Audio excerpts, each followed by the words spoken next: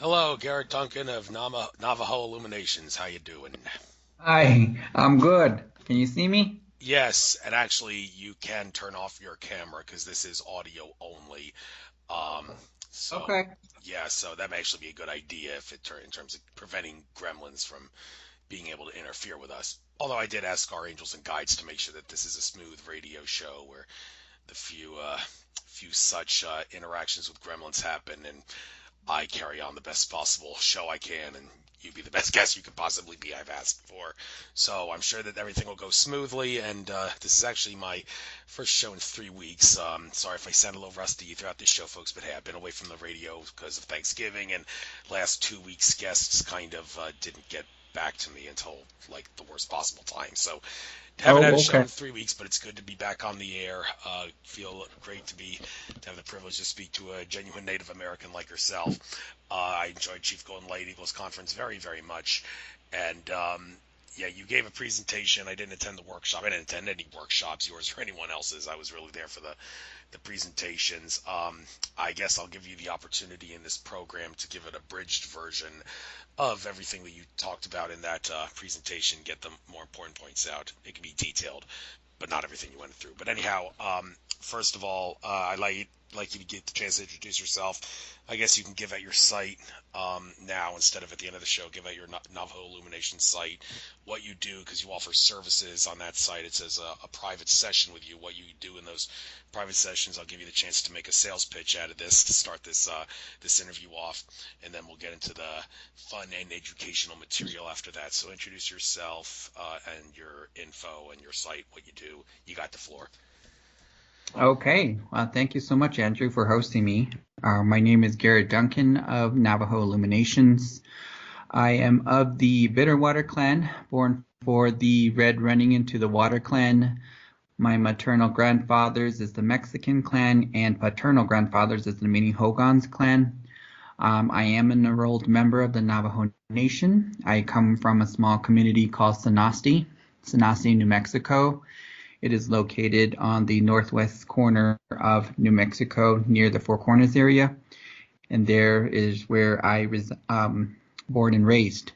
I currently assist individuals in the form of healing, in the form of guidance, intuitive guidance.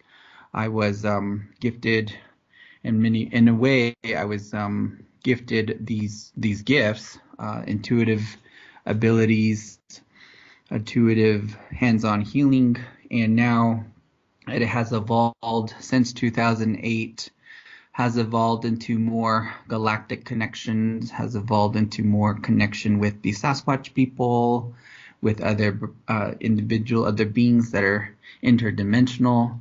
So I do a lot of the work both via online. I do Skype sessions, phone calls, or in-person consultations. For the most part, when they schedule an appointment, I usually reach out, try to schedule it for an hour. And then a lot of the times it starts off with a consultation, sort of intuitive guidance, and then from there it escalates, moves into more of a hands-on healing or energetic activations. So that's just some of the work that I'm currently doing. Being part of Navajo Illuminations, I do offer a variety of different classes. I'm located here in Denver, Colorado, and have been member of the St. Andrew's Lutheran Healing Arts Center, and we offer classes, Sasquatch classes. We offer the Sacred Blue Flame.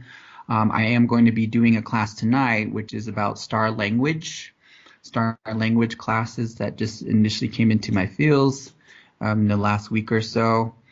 So a variety of different things. I also assist individuals with recognizing and honoring their inner native, and this is the aspect of them more like a past life recall in which they were Native American before or indigenous peoples. So I bring this awareness to their attention.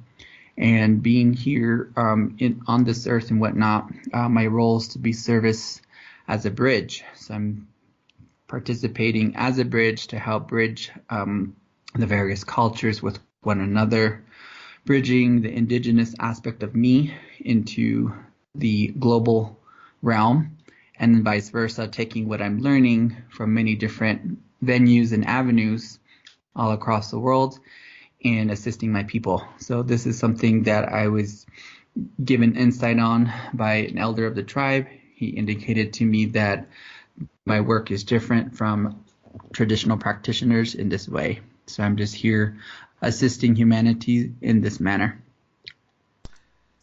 Awesome. And I'd like to get into a little bit of your Native American culture for a moment. Notice I say Native American, not Indian. Yeah, that's totally. I think Christopher Columbus was the one who screwed up on that naming system. But anyhow, the Navajos. I'd like to give you the chance to play the role of primary source to tell the story of your people, and not just down to earth. I'm kind of more interested in the really, really far out stuff dealing with the stars and how it's been said that so many tribes came from had some connections, or not necessarily, maybe flat out did actually come from the stars. So the culture, your culture, Navajo, and for any other Native American cultures out there that you can speak for that may have been close enough to the Navajo to be able to, for a Navajo to speak about their culture as well, if you can. You can too. You don't have to cover every tribe in the book that you know, because we've only got 2 hours and you gave me a list of things to talk about. So Right. please play the role of a primary source. Now tell us about your culture and the star family connections in particular. Well, the Navajo Nation, in their stories, in their creation stories, they do say that we had emerged from previous worlds into this current world. This current world, some of the elders call it the glittering world. And prior to this world, there were 3 other worlds in which it was they were destroyed by just various elements. And when we emerged into this current world, the creation story says that there was a great flood. There was a great flood that had happened, and we emerged through the whole of emergence among the southwestern tribes, the Pueblo nations. They called us the Sipapu, where we emerged from underground into this current world. And in this current world, we had to recreate basically the sacred mountains. We brought with us different forms and animal guides that came with us, along with various seeds. So this world was recreated in a beautiful way. The concept, the foundational philosophy behind Navajo tradition is known in the phrase of Sa'ah Naaghai Bik'eh Hozho, which means in long life and everlasting beauty. So it's based on the principles of duality, male and female, light and dark. And so the culture encompasses all of this as far as their teachings, as far as their ceremonial practices. And among the ceremonialists, the traditional practitioners, they have a variety of different, what you would call them, divination practices. There are practitioners known as crystal gazers. There are practitioners known as hand tremblers. And another segment is also known as the stargazers. And so the connection between Navajo tradition and the stargazing is they utilize the stars to perform divination, to see problems within the body of individuals who come to them for healing. And so when there's something going awry, some bad luck, or maybe there's an illness of some sort that can't be explained, a lot of the people would go to their local medicine person, both male or female, to see these diagnosticians, and they would utilize their forms and diagnose what's causing these problems. And so when it came to the stargazers, they would utilize the stars and they would see into the stars. And my personal opinion on this is that the stargazers had a very deep connection with the star nations.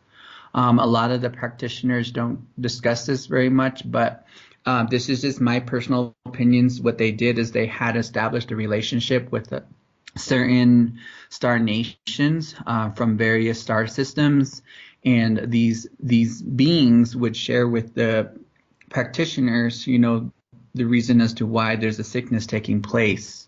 So that's what I personally believe. I'm not sure exactly as to how that went about, because that's an element with regards to the traditional practices that I do not know too much about. The traditional stargazers, they don't necessarily share their information. I'm more familiar with the divination practices of the crystal gazing and the hand trembling, because those are the practices that I carry and that I've been part of. So my understanding there is that with the crystal gazing and the hand trembling, energy is utilized in a fashion to help healing, to help promote healing, but also once that diagnosis is taking place, they know how to utilize these energies to bring about healing for that individual. Thank you very much. I'd like to get back to what you said earlier about the belief about there being three worlds that were destroyed by cataclysm. And Yes. yes, I believe the Hopi also believe that. And this is something I want to ask you about this. Um, how do you know for a fact, or how does any Native American know for a fact that these creation stories that you're told are actually really believed to be true? How do you know you weren't suckered into believing them by some people creating a bogus religion? And I think that's a fair question. I mean, someone who follows the work of David Icke, for example, would probably assert that that if there is truth to like reptilian aliens masquerading as our as humans and posing as our political and corporate leaders now, that it's not so crazy to believe that back in antiquity that was the same thing, and Native American chiefs, dare I say it, could have actually been Native Americans masquerading, it could have been reptilians masquerading as Native American humans, and if they were the ones that created all the religions, like people that buy this and follow the work of people like Jordan Maxwell and David Icke, for that matter, would assert, they would say you guys were just suckered into believing a phony religion. And those in the ancient astronaut community, one of the biggest things they have to wrestle with is, did the ancients, in terms of their artwork, depict what they saw? Well, yeah, they did, but the exception to that is if they believe some sort of a bogus religion that they were suckered to believe is true, and that's it's kind of hard to deduce whether the artwork is the former or the latter. So don't mean to put the burden on you too much, but do you have any Mm-hmm. proof that this creation story of three worlds being destroyed, and what time periods, by the way, are we talking about? How many years ago? How do you confirm that this is true and not just some spiritual bogus religion? One of the things with our peoples, that there was no written language, and so a lot of these stories were passed down from an oral tradition, and so they were passed on generation, generation, generation. When they indicate that the creation story was created with certain things created in a certain way, there was no time frame behind it. They just keep it very generalized.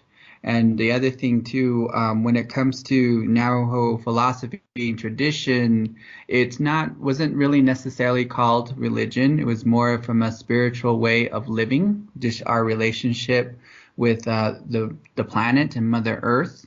My perception, and this is where the galactic aspect of me, when I look into the history of our people, one of the things that stands out for me very strongly is that from a very deeper awareness, when we emerged into this current world, they say that the cataclysm and different ways in which the prior worlds were destroyed was a result of mischief or disharmony between the peoples that were living in them at that time.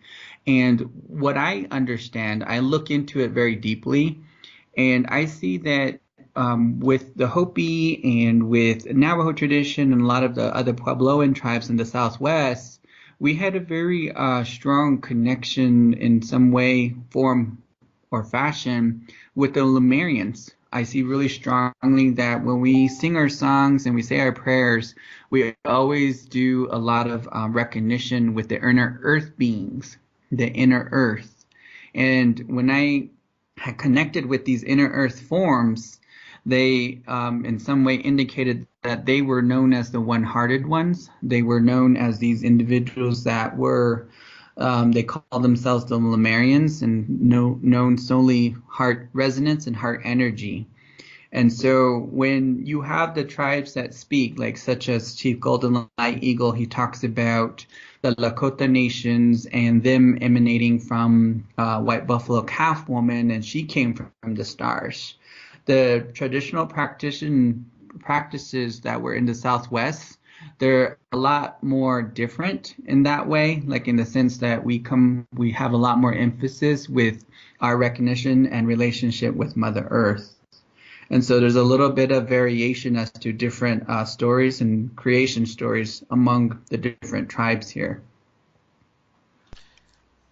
Thank you for giving your take. People will use their own discernment to deduce fact from fiction in that regard. But Yeah. important thing, if there's consistencies in different cultures' stories, then more than likely that's what happened, unless all of a sudden you find out they were all suckered. But anyhow, um, getting on to some other things that you have to offer here, Mm-hmm. looking at the message you sent me here on Facebook. Um, Inner native past lives. All right, let's talk about this. When it comes to past lives, I've actually really wanted to get a Akashic Records reading with Andrew Bartzis, to see what my past lives were, among other things. I'm sure it can wake me up to a lot of things. And one controversial topic that I might as well ask you about. I mean, if you change your the way you behave in the present time, is it possible that you will actually change your past life, or is it true that your past life will always be um, the same no matter how you behave in the present moment, or plan to behave in the future? You can't change your past lives, and well, how do you heal any trauma from the past life that happens in the present time? Well, these are just some important questions. I want to give you the chance to talk about past life in general, and then Mm-hmm. answer these things for me and all those others who want to know. Please, you got the floor. Yes, definitely. So one of the things that had come into my awareness in the last few months is speaking solely from a galactic level of things, that the Star Nations have brought into my awareness that there were certain activations and codes that can be utilized to clear traumatic events and traumas from our genetic lineages from a DNA and cellular level. And this also includes energy from past life traumas. And so one of the things that I was doing prior to coming into these activations, and they were brought upon by my soul sister, her name is Shirley Bolstock, and she works with a group of beings. She is the daughter of Commander K. And they brought into our awareness these activations to be utilized in this way now, because it's time for them to clear these traumas that are no longer needed for us to move, in order for us to move forward, in order for us to increase our vibration and to increase our frequency. The neutralization needed to take place from wherever it is that these traumas were first embedded. And so a lot of the times when you look back into someone's past life, there are certain significant events and traumas that show themselves. A lot of the times they do not. So when individuals do come to me for a past life reading, or past life issues, related issues, it's always connected more on a lighter side of things. I try not to get them into the energy of wanting to relive, because what they could do is basically recreate it in this lifetime now. So those traumas bleed through and they affect the individuals from their progression moving forward. So it's like you were indicating, it's about how it's just recycling over and over and over again. And so with these activations, what's happening is that the neutralization takes place from the source of that specific trauma. So if there was, for example, where, let's say, for example, someone came to me and they said, oh, I have this weird pain in between my shoulder blades, and I don't know, it just all of a sudden came out. And so what I would do was ask him, so what were you doing when this happened? And they said, oh, well, I was out practicing shooting a bow and arrow. I was out at the gun range or something to that nature.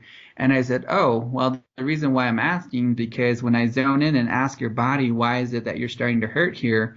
It's showing me that in a lifetime prior to this one, there was some connection where you were in battle and you had received an arrow wound. And so, and then they would kind of correlate and relate to it in some form or fashion. And then I said, this is just more or less for your awareness. So now let's do some work to help clear this up. So that's something working with the galactic nations is that when you embody this lifetime, but you also embody other lifetimes because we are multidimensional beings, each outcome affects the current present now. But there are a lot of different factors that come into play because there are different timelines and dimensions that come into place that overlap with one another. The best way that I can explain it to a lot of individuals is like to see it as a game. So if you're playing the game of where, yes, past life trauma, then yes, we can utilize these activations to clear these traumas up. Yeah, and when it comes to how you can determine if some pain or discomfort is past life related, well, um, heard somewhere that the left side of the body, your perspective, yeah, if the left side of your body, from your perspective, has some sort of pain, well, the fact that it's on the left shows that it could have ties to the past life. But I was an exception to the rule, apparently. At one of the N5D conferences I was at back in the day, I asked about pain in my quad that I couldn't explain, and some lady who was channeling some kid who committed suicide, and his spirit state wants to help people in the world cure their illnesses so they don't end up like him. He said the pain in your quad is past life related, some pain or trauma that you suffered in a past life. Well, apparently there's truth to that, I think, anyway, because that night a bunch of people and I went out to the beach on a full moon, and we all intended to clear things, and I said I wish to clear past life trauma, particularly that causing the pain in my quad. Next thing I know, the pain's gone permanently. So Mhm. this first of all, do you know anything about the pain past life on the left side of the body? Why is that? Well, maybe 99% true, but not 100%, as I am evidence of. Why would that be? And any other general advice on how to spot past life and how to best ways to get rid of it if you don't have anybody? How can you do it yourself? Are you referring to yourself? You mean on Not the left side of your body?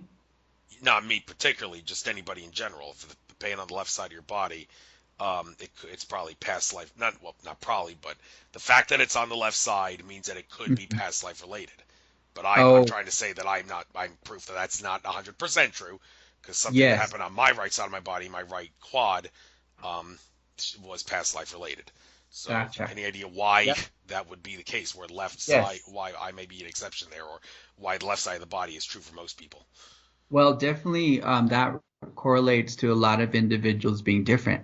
So everybody's on a different vibrational level in this lifetime. And so just because there's pain on your left side doesn't necessarily mean that applies to you, as you mentioned in your story.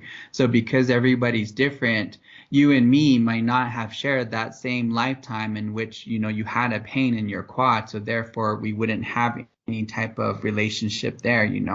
But sometimes when we come into awareness in this current time, you kind of know right away, oh, that's my brother, that's my sister. You and I were lovers together some way. You just kind of feel it.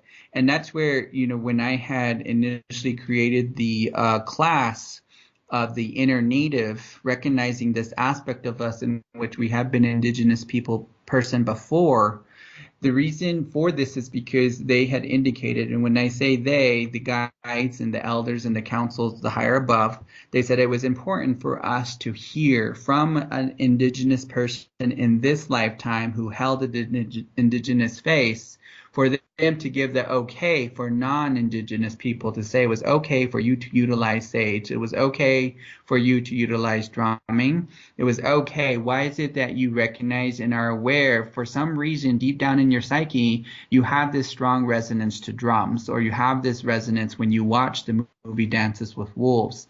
There's some type of memory that is being reawakened and re-aware of when these triggers happen. So that a lot of the times that's how you know when it comes to past lives, you've been there, you've done that, you've tasted the flavor, as I like to indicate. You tasted that flavor because you're watching a movie, you're reading a book, or someone says something and it triggers these memories to come back into awareness in this current lifetime.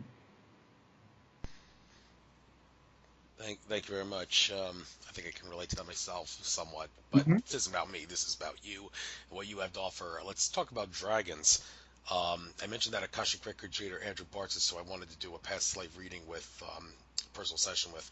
He has a lot to say about dragons. Just in a Yes. nutshell, he claims that they are entities, DNA genetic entities that intermingle with the genetics here on Mother Earth to um, incarnate their genetic line as different things, be it Bruce Lee, which he seems to have a field day with pointing out was a dragon, Bartis does, and or anyone or anything else. Does that tie in any way with your work with dragons? And another thing I'm interested in about dragons, why so many different cultures around the world perceive a dragon as like the same thing. It's one of those things like present in other cultures on all the continents for some reason. What? Any idea why that's the case?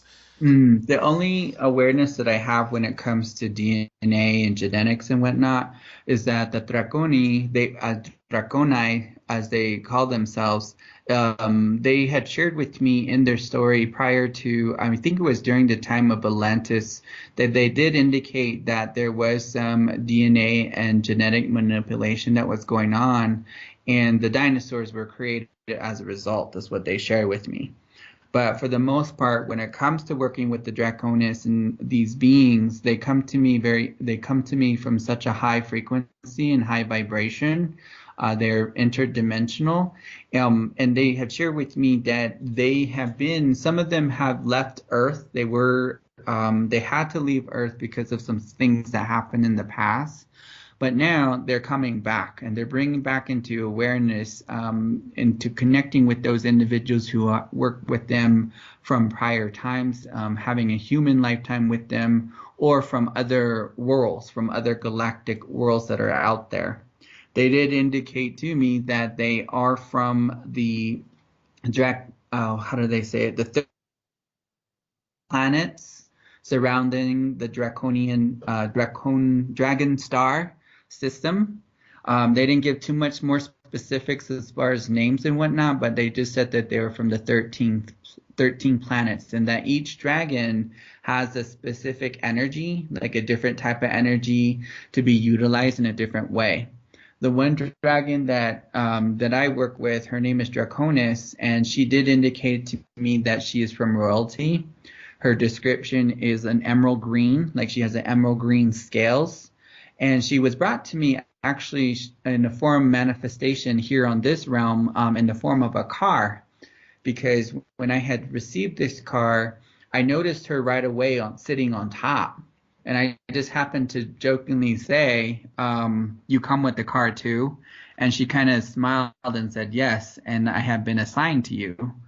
And so then when I asked her, what do you mean you've been assigned to me? She said, well, let's just say that you're not always in your body every time you leave your office or every time you leave a class.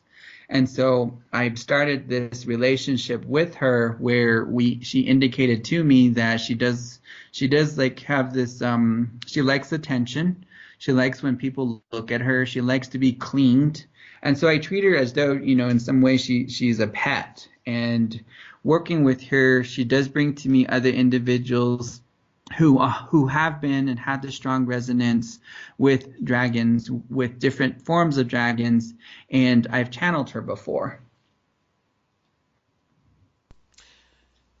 Okay, and when it comes to dragons or reptilian-like aliens from Draconis, people will stereotypically think of that as the group of malevolent reptilian aliens that's affecting our humanity's reality in diabolical ways. But there's said to be 18 species of reptilian alien influencing life on Earth, and only one is malevolent. And the ones that you're interacting with, Mm-hmm. they're definitely a benevolent faction, even if they come from Draconis, right? To me, they're completely different than the galactic nature. So what you're referring to is the lizard-like beings that are apparently controlling Earth and doing all that fun stuff. Um, when I see the dragons, it's actually how you see them, from fantasy movies, comic books, pictures, images. That's how I envision them. I think that they're distinguished and separate completely from the galactic nature, which is to me more lizard-like, more draconian-like lizard beings, which are star beings who have apparently been here on this planet for such and such time. Hmm. I see. And I see them as two separate entities. Okay, okay. I do too. I've kind of been critical of the belief that like dragon symbols around the world that symbolizes the fact that evil reptilian aliens have controlled the world. No, no. That I think that's one area where David and I goofed. They're probably just well, I think the dragons symbolize the thing I said earlier about genetic connections and such, intermingling with the DNA of things here on Earth for the dragons to incarnate their spiritual heart soul essence into those things. And it has nothing to do with the bad reptilian aliens, all the dragon symbolism around the world. So, but I don't know if someone will disagree with me on that. But I'd like to move on to another mystical creature of sorts, Sasquatch. Um, well, Sasquatch should, according to Brad Johnson, who channels Adronis, fall into the same category of things like gnomes, elves, and fairies. They should be classified as elementals, like gnomes, elves, and fairies are, being higher dimensional consciousness temporarily appearing in our reality. Although, are there some like flesh and blood Sasquatch? John Lear, I interviewed him. He says there's a species, at least one species of Sasquatch that comes from Mars that's been brought down here on Mother Earth. And, Sasquatch that are flesh and blood, um, are they, why is it so hard to find them or capture one? Or what is a Sasquatch to you? What does your research suggest? Well, the Sasquatch are interdimensional beings. They are very telepathic. Energetically and vibrationally, they operate very high. My interaction with them has been more on a level where I can see and sense them. I can sometimes smell them when they make their presence known, and they work in their ethereal form, just like your guides and just like angels. You know, they have that same component of them. I have not met them physically in a 3D body, in a 3D form. That has yet to come, but I have met them on the astral state where I did see there was probably, I would say, a clan of at least 7 with clan elders, and they allocated in this astral time that I was to be kind of designated as an ambassador for the peoples because I was open enough, aware enough, and energetically, they had scanned me, they had saw the work that I had done for the planet and for the people. And one of the things that's important for them is that they need to earn or more or less be aware to having an open relationship in the form of trust. So that way they can establish communication. And so since this relationship has evolved with them, they do come to me still in the astral realm, in the form of dreaming. I've channeled my own personal guide a few times. His name is Uniac, and he actually comes here to our Healing Art Center here in Denver, Colorado. Even though in physical form, they don't necessarily make themselves known, but we can usually tell when they're around because energetically, the energy in the space definitely shifts. Some individuals have claimed that they could smell flowers, they smell a sweet scented scent, or else they smell a more damp earth, swampy smell, or others say that they have a skunk-like odor, a skunk smell that comes into the room.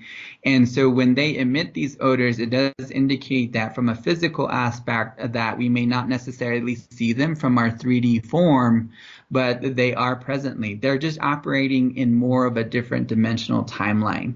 So one of the reasons why they haven't been known or captured yet is because they certainly are intelligent in the way that they can see and sense and know intentions. If the intention is ill will, like if they are being hunted or they want to be observed or captured, then yeah, they're not going to be showing themselves. They're going to be operating in a different dimension, or they may be on a different planet. They have indicated that they utilize trees as portals. They utilize these trees as a portal or an open gateway to operate in another dimension, but also to travel to other interplanetary systems. So working with them and bringing this knowledge to awareness so that humanity can understand who they are, they do communicate with me in this fashion because I've created several classes around these concepts. Okay, and on a related note, are you open to the idea that some other mystical creatures that people see out there, like the Loch Ness monster, are they probably higher dimensional entities incarnating as is a being in our reality, like a Sasquatch is, or some other elementals are, or is that not your area of expertise? Well, I've seen them because I worked on this earth long enough to know that these beings exist. But one thing is that when you think of frequency and vibration, the more we have a higher frequency, the more we have a higher vibration. From a 3D realm of things, that's why people can't see. Sometimes individuals disappear. So, in the realm of Navajo tradition and shamanic practice, when the shamans are able to do these miraculous healings, the reason for that is because they know how to navigate in between the vibrational space. So they do the extractions and take things out. You hear stories about people walking through walls or yogis walking on hot coals. My elder uncle who initiated me into this world, he did show me once where he literally took a coal out from the embers, a lit ember, took it out and put it into his mouth and performed a healing on me utilizing the energy of this coal. And when he took it back out of his mouth, he put it back into the fireplace, but he stuck his tongue out and he showed me that his tongue wasn't burned. And I asked him how he did that. He said, of course, with patience and time and training, but he said that, when you get to really see the inner depths and see truth to a lot of things and why this world is not how it appears to be, you're able to manipulate through the time and space and perform these vibrational healings. Yeah, that thing you're talking about, being able to do things that seem magical and all that, but they're really just intermingling through the energy vibrations and taking advantage of it. People have to wonder, well, why am I not able to do this? I mean, isn't it all basically just believe it's possible and it should be possible? Well, it's not. I mean, I'd like to give you the chance to explain why why everybody can't equally do things like that, or like walk across fire just by believing we're all infinite consciousness and acknowledging it's possible. Simply doing that isn't enough. Well, why is that? Well, what from my understanding, well, there's several reasons. One big reason, well, the thing that the Saturn Moon Matrix thing, the people like David Icke and George Kavasilis have popularized that whole thing about Saturn being a planet, the beam holographic broadcasting system of sorts, and the moon amplifies that. Well, one of the big things that does, according to Tanath, the Silver Legion contactee, is keep us from being able to utilize magic here on Earth. And somehow, some way, people that are gifted have a better way of navigating through that Saturn Moon broadcasting system that keeps people on Earth from being able to do magic. Do you have anything to say about that and how other people can maybe navigate that Saturn Moon Matrix system? And are there any other secrets you know of that enable people to do this, not just by saying I'm infinite, I can do this? What are their secrets? One of the things, and I think this is where when a lot of individuals question me and they ask, well, how is it that you know these things? How is it that you're able to do these things? I say one of the things that I had to learn and come to awareness was the notion, not so much belief, but more or less surrender. And when you surrender, knowing full fact and knowing all well without a doubt in your mind that these things are possible and that you're able to do this, then from that fashion moving forward, you basically reprogram yourself to truly be in that energy of the flow. And so this almost like what you're describing about this control and this blanket that has been hovering and keeping humanity from superseding and from evolving, as I'm sure that's where the other draconians come in and have some insight and control mechanisms in place. But a lot of the times what ends up happening is like when individuals come to see me who are galactic in nature, who have the bloodline or who have the DNA, who I recognize coming from the stars, all it takes is for me to basically turn it back on in them because they have been programmed, and these programs are in place prior to their incarnation here on Earth. So these activations, basically, I'm going back into their energy fields and their physicality, emotional, the auric being. I go into those fields and I turn them back on and say, okay, welcome back. Here's your magical powers. They're all coming back. So eventually, all of humanity, we're all going to become X-Men per se. Some people would find that to be a disturbing thought, but other people would say that's a blessing.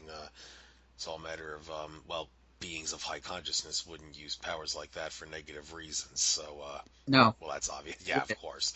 Um, so, wanted to But ask. Yeah. this cloud that's in place, though, this blanket that you mentioned, that is the reason why beings of such higher consciousness and evolution who've come and gone here many lifetimes over are coming back.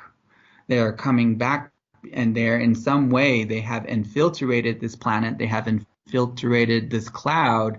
So yes, they would forget about all their magical powers, but they will come back in human form only to rediscover, but also to illuminate once again. So when these activations or whenever these placements take place, then now they're that glowing orb or that glowing light so that they can go and do their work. Hmm, interesting. Mm-hmm. I'd like to talk now about the sacred blue flame. You have a tab dedicated to that on the novelilluminations.com Yes. website. Why blue? The interesting thing about blue, that's the color I wear 90% of the time when I'm doing a radio show. I studied Mm-hmm. Elizabeth Harper.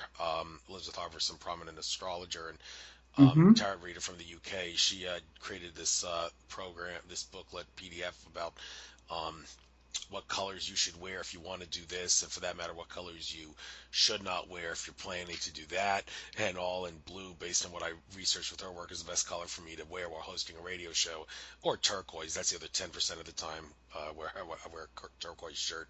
Wearing a blue one now, and this I was talking about this with some other guest recently about why blue is a prominent color. I think it was one of the speakers said the conference it may have been, but anyhow, yeah, she gave her take on what it is about blue that's so significant, and her take. So I mean, why a blue flame and not a sacred pink flame or whatever? Mm-hmm. Could you answer that and tell us how does Yes. this healing thing work? Yes, it came about as a result of the galactic star nations that I was working with at the time. In addition to them, Shiva, the Hindu god, had come to me, I want to say in Dreamtime, and he gifted this to me. He provided this energy that he said to call the sacred blue flame. And then for me, the resonance of it was electric blue. Just like you, I had this very strong resonance to electric blue. And what I've discovered since bringing this into awareness for individuals is that the Galactic and Star Nation said that the reason for the variation in colors, they said for you specifically, that this electric blue is your home planet. And what they mean by that is that when we first are incarnated, like our first incarnation, when we split off from Source to have our experiences, the first ever incarnation that we had, wherever we go, whatever system, whatever planet it is, it's correlated to your most favorite color in this lifetime, in this awareness. So they said to me that the planet system in which I came from, that I guess had the first incarnation at, was this ethereal electric blue. And so utilizing this energy, just like you, when I wear this vibration, when I have it on my body, I even wear turquoise jewelry, I have all this. What it provides to me is a sense of grounding. It also has a sense of protection. It has a sense of like, okay, I'm here anchored on Mama Earth, on planet Earth. I'm able to operate in her density because I have the backing of my favorite color on me. And when I share this modality with a lot of individuals, a lot of the times I always indicate to them, I said, you guys, when you receive this activation, it's not necessarily going to be electric blue, just like mine. It may be a midnight blue. It may be a cobalt blue or a royal blue or a light blue or sky blue. And I said, so that says that that's part of your resonance as to how your frequency is resonating to that particular shade of blue. So it doesn't necessarily define to you that, yes, you come from a blue system unless you strongly resonate with it, but it's more like, okay, part of you resonates with this frequency, this variation of blue, so therefore your flame is going to be that color. So when they indicated to me by bringing this into manifestation, they also shared with me that everybody who comes into my awareness who are taking or who are drawn to these classes, especially with the Sacred Blue Flame, they said they've already been pre-programmed before incarnating into this life. They've been pre-programmed, and it's basically sitting in their fields waiting to be turned back on. And so a lot of times that's all my job is to do, is to turn this and bring into awareness on how to direct it to be utilized to help clear traumas from all aspects, from multidimensional cells, parallel realities, into past life traumas, to all aspects of who we are in this lifetime. So that goes to your genetics, it goes to your family bloodline, goes to your DNA, goes even to your soul groups. So those particular soul groups in which you embody before you separate it again here on Earth, each of those members also receive these activations and healings to take place. So this is something that the guides had shared with me when I brought this into awareness. And Shiva just happened to be the one also to help amplify it. So when we call in his energy and call in his name, his vibration is carried for enhancement, utilizing through the utilization of his name. So I call forward the sacred blue flame of Shiva. And when we do that, all of a sudden it amplifies. It amplifies the intensity. So when you work with color, blue is the second to the highest level when it comes to frequency and vibration. Here on Earth, you have the spectrum of the rainbows, and the red being at the bottom, it's displayed in the chakra system, red, orange, yellow, green, and then eventually you get to blue.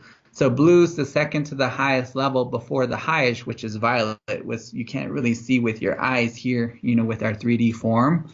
So the galactics also indicated that because blue is such a high vibration, the more we utilize it in the form of perhaps charging our water with that frequency, or using blue light or blue crystals and putting it into our water system, or meditating with him, we're increasing our vibration to a higher capacity so that, yes, we're able to do these miraculous things and to be in the flow of the magic. That thing about Shiva, well, that explains why you have a picture of it on the Navajo Illuminations site. I saw that, I was like, this seems a little out of place. Well, now I know why it's there. So, Yeah. yeah. It, But it anyhow, does. right.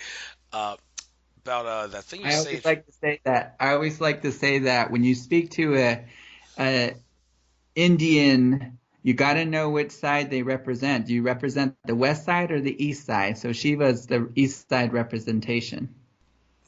yeah, and I did mention something at the beginning of the show about Columbus being the one to blame for Native American versus Indian confusion. But anyhow, Right. okay, getting back to the program here, it's interesting you said what you said about violet. It's being at a frequency that's hard for us to perceive with our eyes.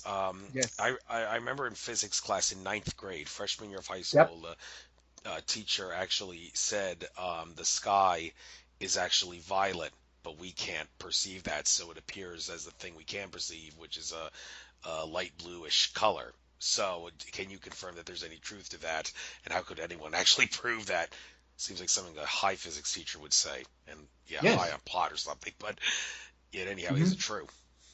Yeah, because when you look at a rainbow after it rained, what's the hardest color that you can barely make out? Violet. Exactly. So you can see all the other colors, red, orange, yellow, green, blue, and then you see that very light speck of purple or violet, right? You can barely make it out. It's almost as though you have to be looking at it from such a perception of allowing it to take place. So your physical eyes can see it, but it barely can see it. So that's how you know. Rainbow's the best example because after it rains, that's what you see. But you see the more vivid color of red because that's at a certain frequency, at a certain vibration. Red emanates at a certain level. It's vibrating at a certain level. This is where you start to kind of get into the notion of science. And so when you bend light, when you shine the sunlight through a prism and it splits it up into the rainbow form, it actually breaks up the individual bandwidth of each particular color. And each particular color resonates at a certain frequency, at a certain vibrational level. So what Spirit and Universe have shared with me is now that we have this concept behind us, now that's how you can utilize, from the sacred blue pain perspective, you'll see that it's a more finer line, and the color spectrum of blue is a lot more finer than in comparison to red. Thank you. Interesting there. And also, in regards to color being something we perceive, it has to do with our rods and cones in our eyes, but why is it like universal for everybody to a great extent, except for maybe those who are colorblind? Another professor I remember from college actually held up a green paper and asked to the class, "What color is this?" Everybody said green, and he said, "No, because everything is actually some shade of gray or black and white. What you see in black and white movies is what color would actually look like if we didn't have rods and cones. But then again, color is a thing of perception. And why is it that everybody's rods and cones seems, with the exception of people like I said that are maybe colorblind, to see the same colors universally around them? Any idea? Can you rephrase the question? Okay, so maybe it was confusing there, but yeah, everybody for the most part sees the same colors when they look at the world around them, and that has to do with rods and cones in their eyes. But according to some professor, everything what color it really is what you would see reality like through like what a black and white movie looks like. Black and white movies are what the colors of the world actually are if we didn't have rods and cones. So, but the thing is, it's interesting that they say color, it's all in the perception. Okay, well, what causes the collective consciousness of everybody to perceive colors as they are? Yeah, an idea? Yeah, yep. So that is because we are here on a 3D density on this planet. So when you think of star nations, star beings, and angels and guides and all that, they don't see us the way we see them. They actually see us as a wave form. So when they're providing healing, it's not so much a healing, it's more or less there's a void in that particular area or a gray spot. And then they bring the vibrancy of that specific color or that specific vibration into that space, and it helps shift that density. So because we're here on 3D, on Mother Earth, on planetary Earth system, we chose to incarnate to embody the human form, to have a human experience. But even from a human experience, each of us has a different perception. So the way I see you is not always the necessarily way that you see me. So if I were to see you in physicality, it probably would be different than how you perceive yourself. Okay, and the thing you said about you said higher level consciousness entities would actually Yes. see us as like a waveform and not necessarily a physical form. Did you actually just say that? Yeah, so what Okay. what the Sasquatch has shared with me is that a lot of the times they said for us humans that we sometimes overcomplicate a lot of our perception of reality. And the reason why they're able to bend reality or able to manipulate in the empty space to come into this reality, but also come back out and not be seen, is because of where we are in our vibration evolution. So they showed me an image of like infrared. They said this is how they see the humans. We see you as infrared, and the more brighter that you are, the more that you've been doing the work, as far as spiritual evolution and whatnot. They said that it's more bright. Your vibrancy is more bright. There's more yellows. There's more gold in it. And then they said, but the more dense that person is, if they're not working on their spiritual evolutionary process, they said they're still in the shades. They're like shades, shades of gray or shades of red, but they're not vibrant, not like they're as bright as they can be. And when it comes to sickness or healing, they can see from an infrared perspective where the healing needs to take place. Because let's say, for example, that person has appendicitis, and in that particular organ, they see like a void where it's just all dense. So that's where the disease or where the vibration aspect of disease is taking place, because it basically congeals all the molecular structure in that particular area. This is interesting because I wonder how this ties into what this interview I was listening to last night, where Rex Bear of Leak Project was interviewing some guy who has his own radio show. The guy is legally blind, but he can still do a lot of things in the real world because he sees with his third eye and perceives like Mm-hmm. things as different. Like in the case of humans, he can detect you as either spherical in shape or cubical, square-like in shape. And the people, like the expression "be there or be square." Well, the people Mm-hmm. that he sees as squares, they have square qualities, and the people that he sees as spheres, they're more in touch with their higher selves and all the other good things that you can give about them. So this seems to tie in some way. Like Sasquatch say, we see you as like infrared. Well, this guy was talking about how he sees humans as a different shape, and this guy Mm-hmm. was legally blind, and I mean, uh, how can we, if the people that actually are not blind, any advice on how we can actually be able to see things? This is the way this guy who's legally blind can utilize his third eye and other senses besides the five senses to perceive things. And can we see like as a Sasquatch does somehow? And hey, do you have any advice on how to do that kind of stuff, or is this way out of your realm? Well, I had mentioned about increasing vibration. So the more certain acts that you can do to increase your frequency, to increase your vibration, shifting, for example, your diet and eating more foods that are higher quality, more organic, more vibration, increasing also your awareness. So maybe doing more meditative practices, or it's a lot of the times it's just being out in nature.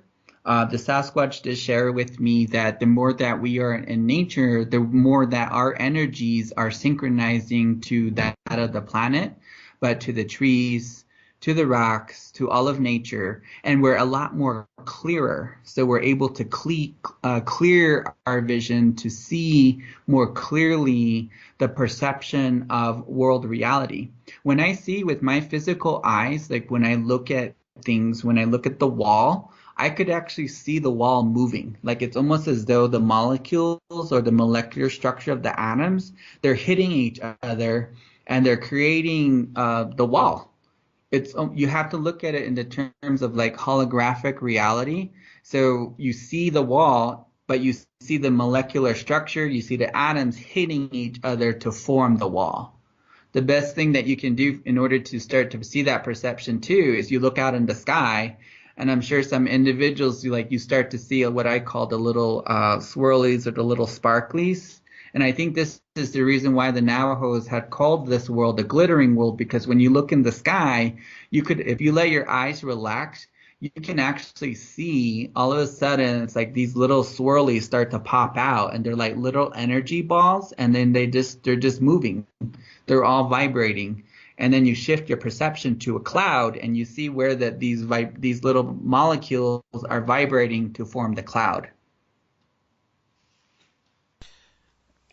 Thanks. And this also makes me think about how maybe people like Daniel Teague, who I've interviewed and recently got a timeline hook healing on from, he has the ability to, among other things, detect the amount of negative energies in a given location, or detect to see which of a person's chakras are spinning or energetically blocked, and he can clear negative energies, he can activate your chakras, he can even, in my case, remove timeline hooks, which he perceives are, well, time is all one, we're all just one consciousness, time is an illusion. These hooks grapple onto certain areas where health problems in you in the present moment could be prominent to manifest in something down the line. And Daniel Mm-hmm. Teague now said that he has the ability to detect which health aspects of you have hooks, timeline hooks on them, and remove them. So the probability of some future health problem occurring will be much smaller because these timeline hooks are gone.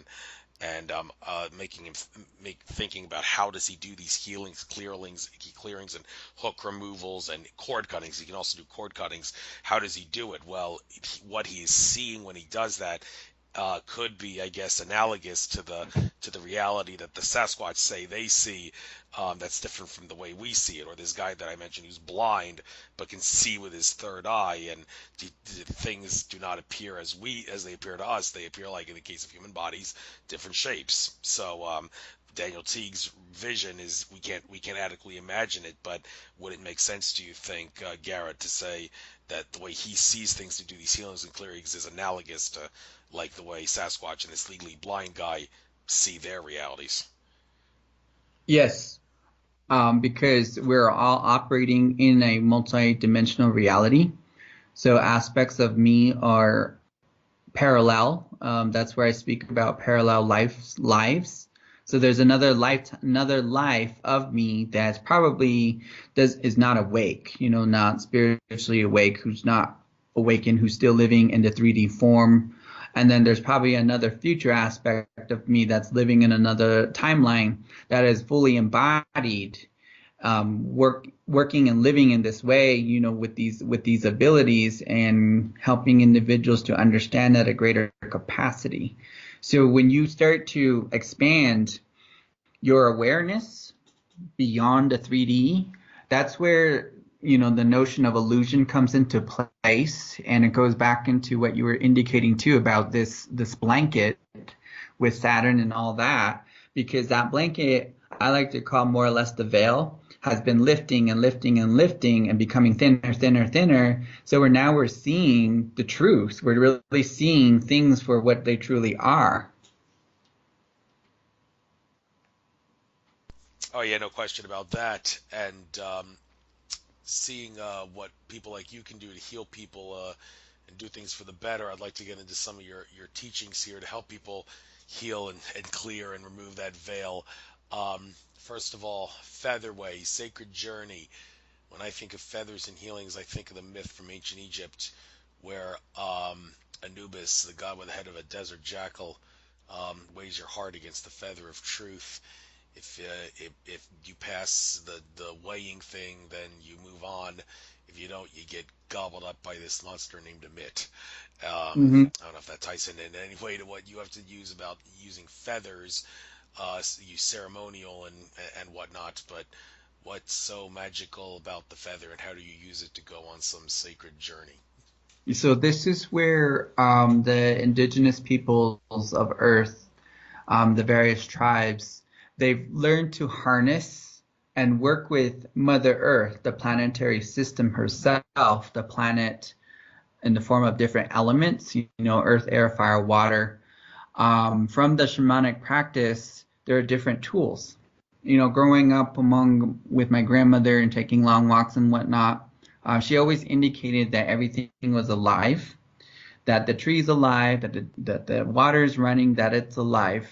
And anytime we had a problem, anytime that we had certain things that were happening in our life that we needed help with, she always said that there was holy people that lived in these things, in these different elements. And so all we would need to do was to provide an offering to them, to appeal to them for help.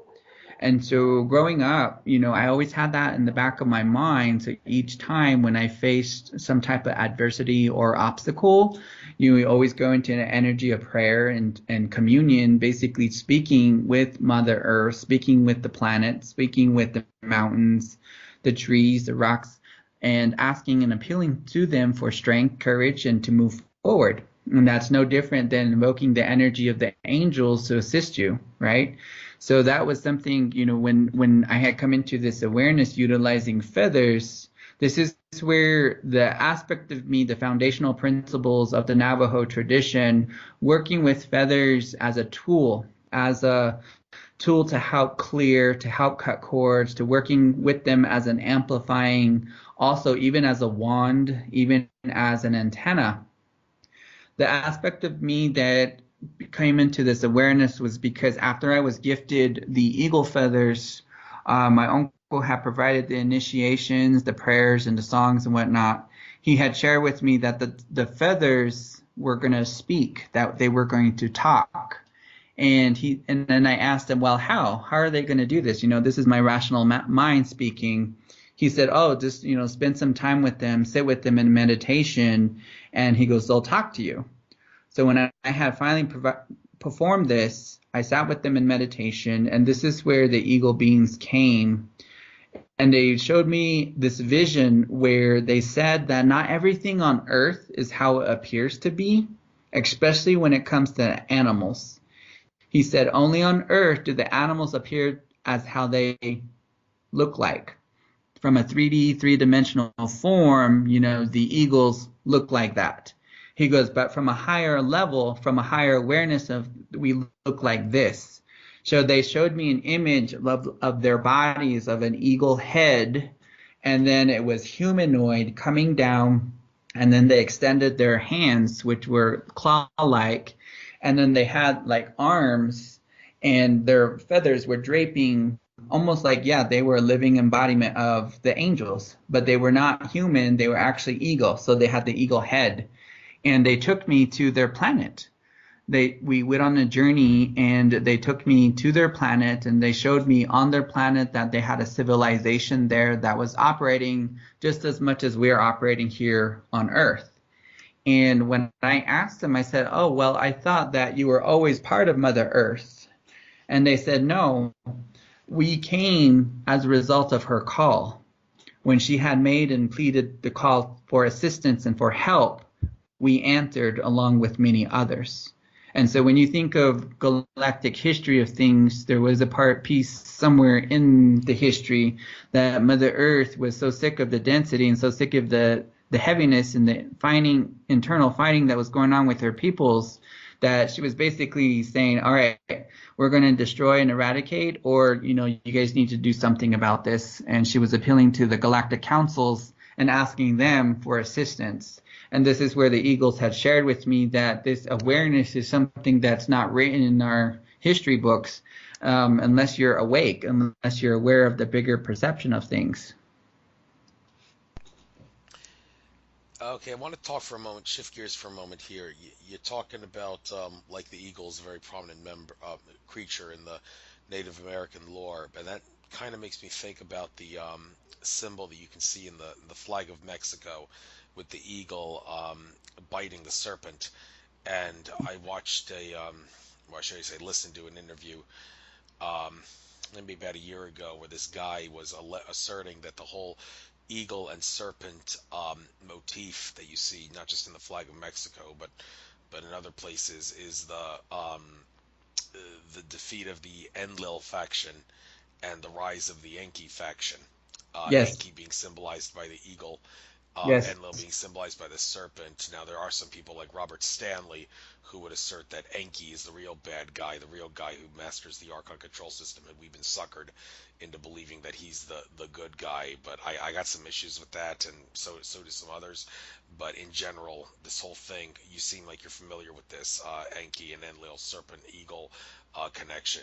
Do you know anything about this and how it ties into well, actually, one thing about how it may tie into the present day that I'd like to get your take on the whole idea of the Anunnaki that Zechariah Sitchin glorified. It's been said that that specific faction of Anunnaki is no longer in our reality here on Earth. So if that's the case, and Enlil and Enki were part of that faction, well, does that mean that they're not here anymore, or are they here just in some higher spiritual force, maybe?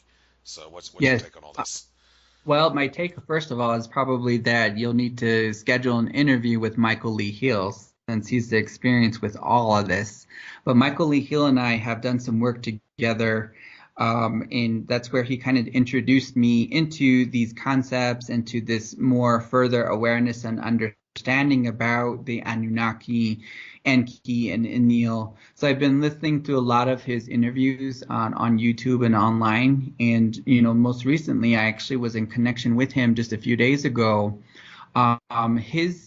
His understanding, and like I said before, he's the expert in all of this, but when he had posted on one of his pages, he posted a picture of the Anunnaki, and it was interesting because this depiction of them showed an eagle head and a human body.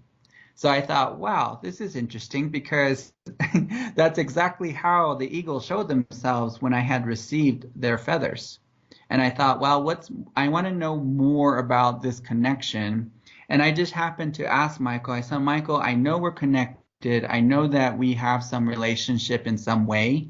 I'm just more curious for my human for my human ego side is how is it that I'm related in some way to the Anunnaki, or how is it that I'm involved in all of this? And he just said by your blood, by your DNA, that we are all hybrids of them. And he goes, that's why you're able to have your gifts and have these abilities that are unexplainable to a lot of people. And so as I was tapping in and talking with him, a counsel came forward in the ethereal form, and they did indicate that you have the royal blood. When I came into my abilities back in 2008, my grandmother had shared with me that there was a lot of medicine people, medicine relatives on both my mom's side and my dad's side, but primarily on mom's side, that there was a lot of these elders and traditional practitioners who were part of this, spiritual lineage. And she indicated to me that I carry this blood, that I get these gifts, that it's passed on generation after generation after generation. So what Michael had shared with me is that when he indicated by your blood, he said it's more than what you think. It's more than what you think in just this lifetime, but there's a lot of overlay, there's a lot of correlation to the Anunnaki and to these star nations that are involved here. So that's kind of the extent of my knowledge with all this, but that would be some more questions that you could ask him. Like you for giving me a potential guest to contact Oh, starting New yeah. Year's Day. I'll probably have to Yep. get through that, and I'll Yep. try to make a note of that. So, Yeah, Michael Lee Hill. okay. But so I lost my train of thought for just a moment here. Oh yeah, those eagle-headed extraterrestrials with a human body and eagle head. Some controversy around that. Some people say that Zachariah Sitch and others who believe that that's an eagle representation are mistaken. That actually is a reptilian alien, because it's been asserted that the Anunnaki from Nibiru made an alliance with the evil draconian reptilians, and they formed the Illuminati, which control humanity. Although the Anunnaki from Nibiru said it not being part of that alliance anymore because they're out of our reality. It's now just the Draco reptilians we kind of have to worry about in that regard. But anyhow, do you resonate with the idea that those eagle-headed creatures may actually be Draco reptilian evil aliens and not an eagle? No, not necessarily. Don't really feel that resonance because when I work with their energies, I could feel, when I touch their feathers, those feathers are activated. They're vibrating. People can definitely feel the difference before and after. And my understanding is that basically with great power comes great responsibility. And when these feathers had come into my possession, my uncle had shared with me, he said that, he goes, you have a lot of responsibility working with these feathers. And if you take care of them, they will take care of you. And he said, you have the power and the ability to really heal someone, but he said you also have the ability to harm them. So he goes, it's a lot of responsibility, and that you need to know how to take care of yourself and make sure that you continue to honor them, but also honor yourself in the aspect of not lead into, temptation and not give into those faulty practice, letting ego dictate, oh, well, I could do this and I could really take this person out. And so it's been pretty hard to maintain that balance ever since they came into my possession.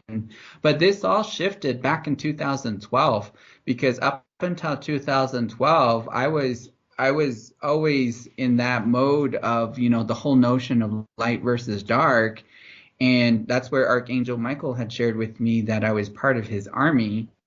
And he gave into my understanding that these feathers were considered swords. So they were like no different than you holding the blue flaming sword, and that you would utilize them to cut cords, to help redirect and help individuals with their healing. So he was also assistant with creating the featherway. And so when this came into awareness, for me, it was this very strong resonance with their energy. But like I said, there was a lot of correlation with some of the new awareness that I was being brought into my attention, especially, when Michael Lee Hill started to talk about the Rainbow Warrior prophecy. And then I heard about the eagle and the condor prophecy. And when I asked the Star Nations beings about these prophecies, they had indicated to me what they truly meant. Yeah.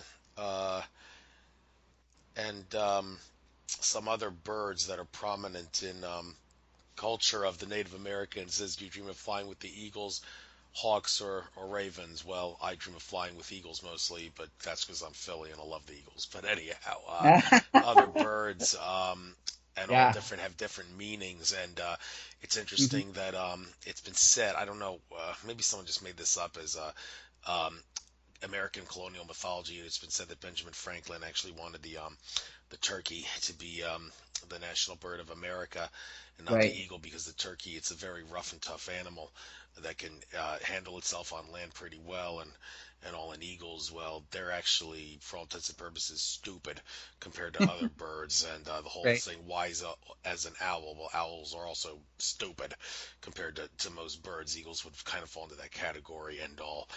And but I don't know about that, because maybe someone just made that up about Ben Franklin's wanting the turkey, because, well, Ben Franklin, he was a Satanist of sorts, actually, member of the Hellfire Club and all, and he would have been familiar with the whole thing about the phoenix rising from the ashes, and it said that the eagle symbol that symbolizes America, that's all an illusion. It's really phoenix symbolism, and if that's the case, well, I'm not really buying that story about Franklin wanting the turkey, even though the turkeys are Hmm. certainly rough and tough and all, and would have been a good symbol. I think he was very well in on the whole um, eagle is really designed to symbolize the phoenix, but maybe, I don't know, maybe he was trying to downplay the whole thing because he really wanted to fight for America's freedom nonetheless. So, do you have anything to say about the eagle versus phoenix thing, and any other things about general Navajo beliefs, and as the legends and lore say, what do different birds symbolize in terms of different spiritual things? Yeah. And this goes back to the featherweight teachings. One segment of the class and the practices is I have at least 30 bird totems that are included in the workbook. And amongst these 30 bird totems is the energy of Turkey. And the recognition between Turkey, they actually called him the ground eagle. And with the Navajo tradition, during when this great flood was happening, in our story, they indicated that the people were leaving so fast. The animals were all running, the flood was coming, and they climbed into this giant reed. And the last to climb into the reed was Turkey, and he was hobbling along. And as he was hobbling along, just as he got into this reed, the foam that was coming off the waves from the water touched the tip of his tail. So they say that because of that, that is why to this day, Turkey always has the white tip on his tail feathers. But the story goes deeper to say that first man and first woman, when they had asked Turkey why he took forever, they were scolding him and getting on his case because they said, "You were the last, we could have drowned," and all this stuff. And what was happening is they were rebuilding the world. They were rebuilding this world, and they were putting up the sacred placements of the mountains and whatnot. And Turkey stepped forward because everybody had something to contribute to the new earth, to the new world. And he opened his feathers. He fluffed his feathers out, and all these seeds came out. And first man and first woman and all the elders and stuff, they were very sorry to have gotten his case, and they indicated to Turkey that we're going to hold you in such a high honor and respect because no one even thought to go in and get the seed corn and to get the different seeds of various grasses to replant in a new earth.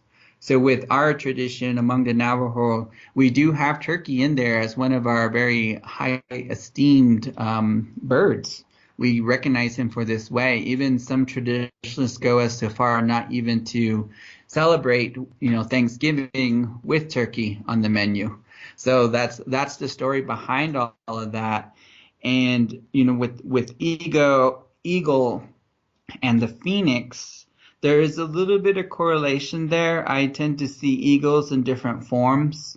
When I think of the elemental perspective of it all, there's the air eagles, there's the waters, there's the fires, and the earth. So the fire eagles are the ones to me that correlate very much to the phoenix. And then, when the phoenix rises and eventually turns back to ash, that's where it connects back to the earth element, because the ash, will go into the earth and symbolizes that relationship there. So it's kind of like a continual balanced relationship between all forms. Balanced relationship with all forms. Mm-hmm. It's funny because sometimes you wonder if it's okay for you to resonate with something that's not necessarily healthy for you, but at other times you wonder, well, is this just a sign that you're kind of on the right path? I bring that up, Mm-hmm. and yeah, I Mm-hmm. bring that up, and it kind of ties in a sense with what you've been saying about Eagles all this time. I don't know. It's very, very interesting. Back in 2008, I had a very strange feeling within my heart soul essence that the Philadelphia Phillies would win the World Series long before it happened. And it Mm-hmm. happened, and a bunch of synchronicities happened on the way that suggested that there was truth to that, and ultimately came to fruition. Interestingly, I'm having the same thoughts about the Philadelphia Eagles this year, and wondering, okay, if it does come to fruition, it's not an accident. I had this feeling within my heart soul essence. But one might think, okay, well, this isn't really healthy because, sports and all, it's all mind manipulation, to use Native American saying, it's all my tribe versus your tribe, divides and conquers humanity, and not necessarily a good thing especially with the whole bread and circus thing, getting you away from important things in life that you should worry about, and to top it off, it's all rigged anyway. The football players are all mind controlled, and all that, and the baseball players are bribed and whatnot. So yeah, there. But Mm-hmm. anyhow, my point is, if I'm feeling something like this with my heart soul essence about like a sports team winning a championship, I mean, well, that's not. Some would say that's not a good thing because the sports, it's all meant to degrade you. It's not healthy. And I say, well, no. Just because it's an unhealthy thing doesn't really mean that it's bad to have premonitionary feelings or make some prophecy that you think resonates with you about what may happen in the future. Mm-hmm. And this ties into, I think, what you just said about one with all things and all that, regardless of whether it's good or bad. So, any take on is it unhealthy maybe to have premonitions about unhealthy things, or that whether or not it's unhealthy to have the subject that you're having a premonition about really doesn't matter? Any thoughts? Well, that's where I was indicating before that if you see everything as a game, this matrix of being here on this planet, Mother Earth, one of the aspects, here with the Navajo tradition is the state of being in beauty, who we are as a human embodiment, having a human experience and having a harmonious relationship. And so growing up with this in the background for me, it was like, okay, well, I'm hearing everything Hojon, Hojon this, Hojon that. What does that truly mean? And it wasn't until I had this huge, very strong vision, and I was informed, and more or less, I recognized and honored the human experience, the beauty of the human experience, because we are all cosmic form, we are all cosmic stardust, we are all cosmic starlight having a human experience. So therefore, if you choose to play the game and play the game of sports and play the game of football and having fun with it, that's one of the reasons why you chose to come back. Does that make sense? Mm, And that's yeah, okay. and it's And that's okay. okay. Yeah. But if you go above and beyond to now declare and say, oh, this is what's going to happen, and start maybe making bets on all this premonition, and it doesn't come into fruition, then there's the karmic consequences that has to have happen as a result, because everything's in check and balance, right? Right. But that also raises the question, if you have these premonitions and all that, like I do. I mean, there's a big difference here. Back in 2008, when I had the feelings, like I said, about the Phillies winning the World Series, I Mhm. was lost in the Matrix back then, and Yeah. actually followed sports and all. But now, I'm having the same feelings about the Philadelphia Eagles winning the Super Bowl this year, and now I'm completely awake, and I really don't care much about sports. I only watch the Eagles game on Sunday just to escape from reality for 3 hours, just to take a 3 hour vacation in front of the television, and that's it. Mhm. And but anyhow, when you have these feelings, nonetheless, you do realize, well, it's not necessarily for bad things and all, and the fact that, like I said earlier about, well, it's all rigged anyway, it's all a lie. I have reason to believe the whole Phillies World Series thing was rigged all along from the start. So, well, yeah, I mean, is it possible? Could it be said that if it's rigged to happen, and I suggest it may very well be the case with the Eagles too, then then the likelihood that I will have premonitions about them winning the Super Bowl would be much greater than it would be had it not been like rigged from the start.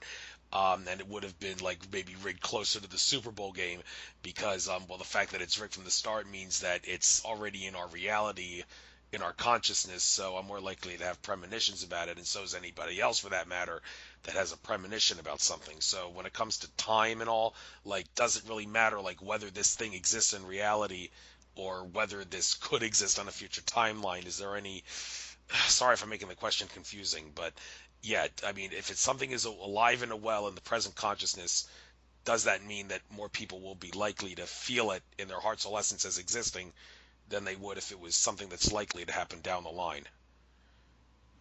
Only if that particular timeline would, I guess, resonate to them, and whatever consequences and lessons that need to be learned as a result of that particular timeline goes, it would, you basically accelerate it to come into manifestation. So your perception of you telling me about the Eagles right now, about this, I'm probably operating somewhere differently, and so therefore it wouldn't necessarily appeal so much to me. Does that make sense? Yeah, it does make sense. And Yeah, because I could say that, well, I don't feel that way about the Eagles, and I think I have a stronger, I don't know, I'm from Denver, so I'll just say the Broncos. No, they're going to take it this time again, you know? So therefore, it's like, okay, my timeline right now is resonating with that particular moment where, okay, I'm bringing into fruition any rigged or contract agreements, whatever, regarding this particular game, because we're in two different wavelengths. So that's part that gets a little complicated, because once you start talking about multidimensionality and parallel lives and timelines and stuff, that's where the human rationale is trying to process all of this. It's kind of like, okay, wow, this just makes it more and more confusing. It's not making it any easier to explain. yeah, but there are, that I guess leads into what I can talk about now. There are tools to help people with that. Um, in the case of something that Native Americans have used throughout history, but not the way a lot of people use it nowadays. Nowadays, unfortunately, the shamanic inebriant tobacco, and I do emphasize shamanic inebriant because any good Native American who utilizes tobacco could tell you that's the way it's supposed to be used, not a stimulatory agent as Mm-hmm. everybody's doing to get a cheap buzz. You're not supposed to inhale it into your lungs. That's the quickest way to become addicted to tobacco. You're supposed to drag Right. it into your mouth and let it seep through your linings in your mouth to give you a nice, calm, gradual nicotine feeling, good sensation, and nicotine's not the only thing in tobacco, but you get my point. And unlike when Mm-hmm. you inhale it in your lungs, it leaves you craving for another one because the high was so instant going to your brain. No, it's not like that with just dragging in your mouth. The stuff, nicotine and substances leave your system gradually, not leaving you craving for more. I know experience from that. I'm a mapacho smoker. Mapacho being the most potent species of tobacco on the face of the earth, grows only in South America, not Hmm. in North America. And the reason even though I had actually quit smoking for 3 years from late 2013 to 2016, the reason I decided to take up tobacco smoking, only smoking Mapacho, it's the only tobacco I smoke, unless maybe somebody offers me a cigar. But anyhow, Mapacho, I'll just pack it in a pipe and smoke it. Sometimes during these shows, haven't lit one for this show surprisingly, but many shows I do it, and the reason I do that and all is to communicate in a sense that it's more two-dimensional, because Andrew Bartz is the Akasha Records reader I mentioned quite often. He's my number one source, by the way. He smokes tobacco too, and he says that the tobacco lowers the vibrational frequency of his message, because he talks about really far out stuff, like the kind of stuff I talk about on my show very often. In order for people who are sheeple, if you will, to understand the crazy stuff he's talking about, it helps if he gets the message of the tobacco smoke, and that enables him to speak in two dimensions. It doesn't lower his frequency; it just lowers the frequency of his message to make sheeple understand it better, even though he didn't change the words around. He just changed the frequency of the message through the use of the tobacco. And Hmm. does that make sense to you? Does the tobacco actually do that to your knowledge? And can you think of any other beneficial uses of tobacco that not like the bad ways people are using it today? Well, as with everything, what was your intention to smoke it to begin with? Was it to get high and get the buzz? I mean, a lot of it really comes down to your own awareness and your intention behind it. So when I'm doing the healings, especially in the form of addiction for individuals, initially everything, it started off as a ceremony, as a symbiotic relationship between the peoples and between Mama Earth and all her children. But when it becomes more than that and it turns into an addiction, that's where it becomes a problem. So that's why initially, a lot of the times, yes, you might smoke a tobacco and that's his perception, but is it always the case for you specifically? Because what if in reality for you, because you're operating at a different vibrational level, what if you're actually going into the energy of honoring it, like you said, recognizing it and being embodied and having that human experience with it in symbiotic relationship? So therefore, it's actually amplifying your vibration versus making it more lower. So it's just really what it comes down to is just a perception of where everybody is. Yeah, and how that ties into what you said about shamans, they actually see things differently than we are, because they're in tune with the vibrational frequency of things. It's been said that the way some experienced shamans and medicine men use tobacco was as a true shamanic inebriant, in which they would inhale well, not inhale, should say smoke it. I don't think they inhaled into their lungs, but they smoked the tobacco near to the point of death, which it was said would help them in that near-death trance state that they would enter by smoking it nearly to the point of death, help them diagnose the illnesses of their patients. Now, what I'm interested in knowing is, okay, how did the shamans find out that tobacco, if you were to smoke it in large quantities to nearly to the point of death, you would have a hallucinogenic, not a stimulatory, but a flat-out hallucinogenic near-death experience where it would be easier to diagnose the illnesses of your patients? Well, I'm thinking Mhm. it may have something to do with what you said earlier about how shamans can perceive things at a vibrational frequency better than other people can, and that could be the key to how they discovered that tobacco has that little secret as a medicinal helping tool. Any comments about my theory here? Yeah, so what it would be is that perhaps in the past, when that first shaman had gone there and had a communal relationship with the plant before the plant was even harvested, they might have spoken to the plant and talked to it, and the plant communicated because they were open enough to understand and communicate with the plant itself, that the plant released this secret to them and said, well, if you've honored me this much, so therefore in turn I will share this message with you and share with you how to utilize my body. So a lot of the times it's about this awareness and it starts there, but as long as you're open to it, then from that instance it has the potential to assist rather than become an addiction. Initially, with the plant, it was there for ceremonial, it was utilized, still is, especially with us, we still utilize the tobacco in our ceremonies in that way. But now the social aspect of it all and the monetary, that's where when you think of colonialism and Ben Franklin days, they saw it as, yes, we're going to take advantage of that addictive measure and that chemical. So therefore, let's go ahead and start to export this and get it out there and make some money, right? So the notion of capitalism diffused initially what the intention behind it was to begin with. Yeah, but of course, nobody that smokes tobacco knows about that little Of secret. course not. No, No, no. oh, of course not. They don't share that in your history book. Yeah, and No. right. So, want to move on here to some of the other things on your website here, Uh-huh. connecting with the heartbeat of Mother Earth through drumming meditation and other means.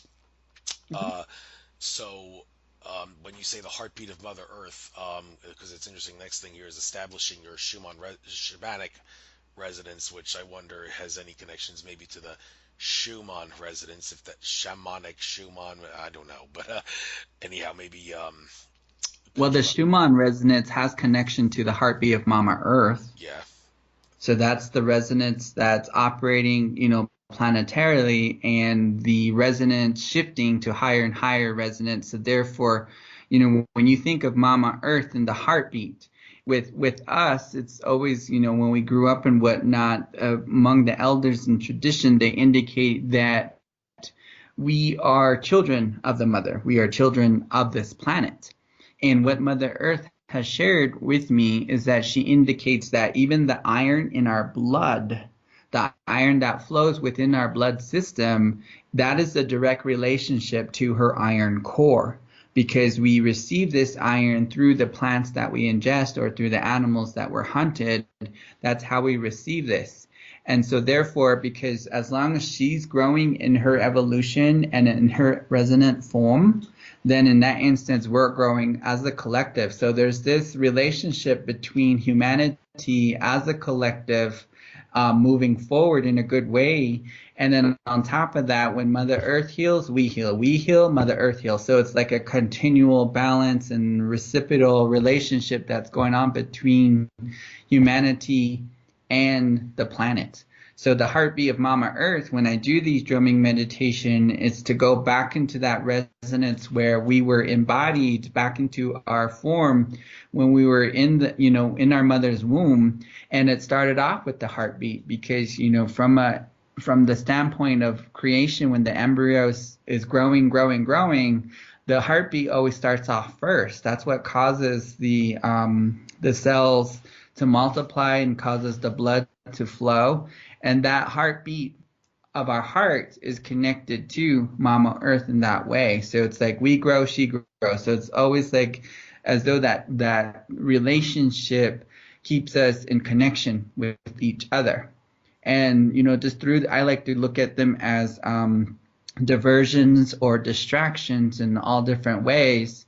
Many individuals have lost that relationship, and that's where the indigenous wisdom still come into play to help that. So when you think of drumming or when you hear the sounds of drums, it puts people into a different, almost trance-like state, a more receptive state, but it helps especially, with calming down. And from a meditation perspective, it helps them to be more open and to receive messages that may come through from the guides and the angels or their various animal totems. yeah. Another way to connect with Mother Earth, and this ties into uh, getting your recognizing iron in your inner native. Do you own a rattle drum, walking stick, or feathers? Mhm. When it comes to the walking stick, yeah, I use one particularly in the cold weather season, and I had a very interesting experience with the walking stick, and maybe you can help me make sense of what could have happened. One day I was a couple years ago went to pick up litter around a nature preserve, volunteered for it, and well, actually, I should say a week before that. Yeah, a week before that was when I was with my walking stick and went in the creek, put my walking stick down by creek's edge. And when I turned around after splashing in creek and being one with nature for a moment in the creek, the stick was gone.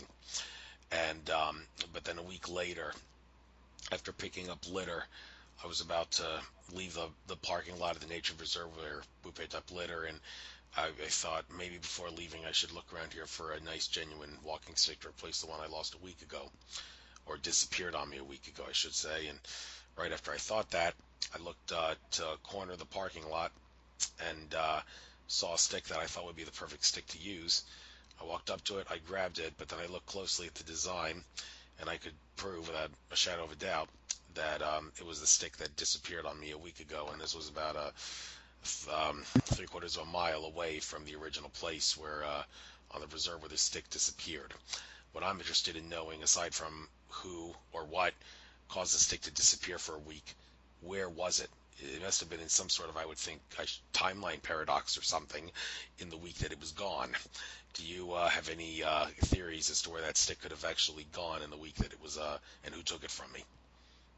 So that's definitely could be correlated to the Sasquatch, because one of the things that they do recognize when we do practices such as picking up trash and helping to, clean up and keep the planet clean, they tend to give more kudos to us by providing to us rewards of some sort, or they'll gift us certain things. And so in this instance, it was almost as though what had happened was that the stick was hidden so that you could receive it again, but this time it's probably more enhanced with a different vibration. It was enhanced energetically more for a new awareness for you as a thank you. And a lot of the times too, when tools like that disappear, like with me, sometimes I do lose the feathers, or the feathers mysteriously disappear. I recognize it as I try not to have too much emotion around it, where like, oh my goodness, I lost my favorite feather. I'm so upset. I just realize that it's operating at a different level, or maybe someone who picked it up is now utilizing it in a different way. But what happens is it creates a void in our energy fields, because now we're going to be receiving in placement of its return a new thing, a newer vibration, or a new tool that will help fill that void, but it's going to fill it from a much more newer vibrational perspective. Because sometimes it's like when we get into too much of like, okay, we're into stagnation, we get used to routines. A universe will shake it up. It's like it will shake us up or shake it up somehow. They'll take something away just to kind of be like, okay, well, let's see how they go about this new change. Let's see how they go about with this new resolution, because it always has to do with growth. Yeah, it's interesting. The year after that incident with the stick appearing, the day picked up litter. 1 year later, I picked up litter again. I don't think it was exactly a year later, but it was the day I picked up litter again. A little bag of seeds that I put on my heart area for about a couple minutes before going to sleep every night. Um, I lost that, couldn't find it, and on the day where the 1 year later from the stick incident, day I picked up litter, same day I picked up litter, about a year later, I found that bag of seeds in a place I had already looked, right on the bed, right under my nose for all intents and purposes, in a place I Mm-hmm. had already looked. So I think, okay, there's definitely something to this. And I've even had experience where, like a couple of chips, little negative energy protection chips that you put on your phone and other electrical devices to keep the Mm-hmm. negative EMF energies away, they disappeared. And when I called the place that I bought them from, they said, any of your other customers have problems with the things you buy from them disappearing? And the guy put his wife on the phone, who channeled other entities, and she spoke with my paternal grandfather, allegedly, who said that your angels and guides are taking these chips from you to tell you that you don't need, as a way of, well, not just acknowledging their presence, but also as a way of saying you don't need to waste your money on these things, because we're going to do the job that these chips do. We're protecting you, so relax. It's okay. We're here for you. So Yeah. Yeah, does that make And were you, sense? yes, it does. And I'm going to ask you a question about that. At that time, for yourself, were you kind of in a almost like a very much fear mode? You know, just like almost as though like you had to look over your shoulder all the time. No, but I was kind of, and I guess I still am a little bit of this quality to this present day, of the perception that you're only like as strong as your weakest link, and you might as well do every little bit you can to prevent anything negative from affecting you, which kind of inspired me. Mm-hmm. Okay, it may not be such a bad idea to spend 15 Mm-hmm. bucks or so to buy a chip for my phone, even though I'm sure there's entities out there to protect me. I might as well do my part, but apparently I was never fearful about it. Just doing my part to make sure I lived life in the best way possible to, in this case, keep outside distractions from me. So I Mm-hmm. wouldn't say I was fearful, but just making sure I'm not having any weak links, if you will. Yeah. Yeah, it's kind of like on guard almost. That energy that was there, that was present. It's just kind of like, okay, got to feel that way when it's in a way it's almost as though these tools were being taken away so that could help you recalibrate, but more go into the energy of really truly believing, you know, in yourself, and that you have the ability and capability to summon the angels or summon guides and have them be with you at all times. And this is just like a lot of the times it comes in this way because our rational selves need this validation. So things are taken away or else things are brought back and you're like, oh, okay, the lesson has been mastered. So here's your toys back. But then you realize you don't need it at that time. You're like, oh, okay, but I got along fine without it. So therefore, okay, well, either I leave it here or I'll take it back and then maybe it's time to gift it to somebody else. Right, right. And Mm-hmm. another interesting phenomenon I had, maybe you can help me make sense of if there is any science to this. I recently got a check for about $18,000 because, and so did many of my brothers and cousins, because we had our names in some sort of a trust on a farm property in Massachusetts that my paternal grandparents, who are both dead now, lived on. And the first thing I did with that $18,000 after it became accessible in the bank, after depositing a check in the bank, the first thing I did was use about 16,000 of that to pay off all my debts, credit card debt and other debts that I owed. And Mm-hmm. immediately after I pressed the pay bill button, on like all those things that I had to pay off the debts for, shortly after that I got the worst headache ever on the right side of my head. And Oh. it's interesting that most of my migraines that I got throughout life were on the right side of my head, but whenever I get like a bad migraine on the left side of my head, it's usually as a result of some negative, well, not necessarily, I should say negative, but just high energies that my body can't handle, or an Mm-hmm.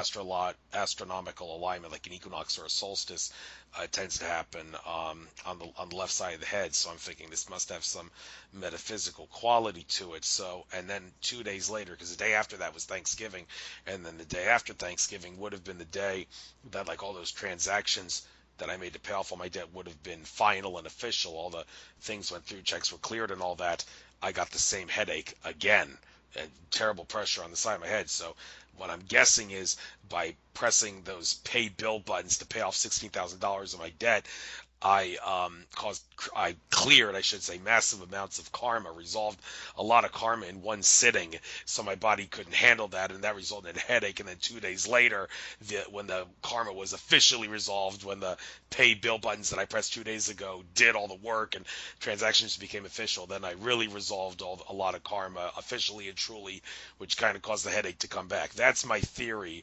And Mm-hmm. interestingly, some guy at a this meditation place I went to recently was talking about karma going to the head. He used that phrase, and immediately when he said that, I thought about the headaches that I got from paying off $16,000 in debt in one sitting Yeah. over the course of 2 days. So, does this make sense? Massive Yes. headaches and other pains from resolving lots of karma in one sitting through bill payments and whatnot.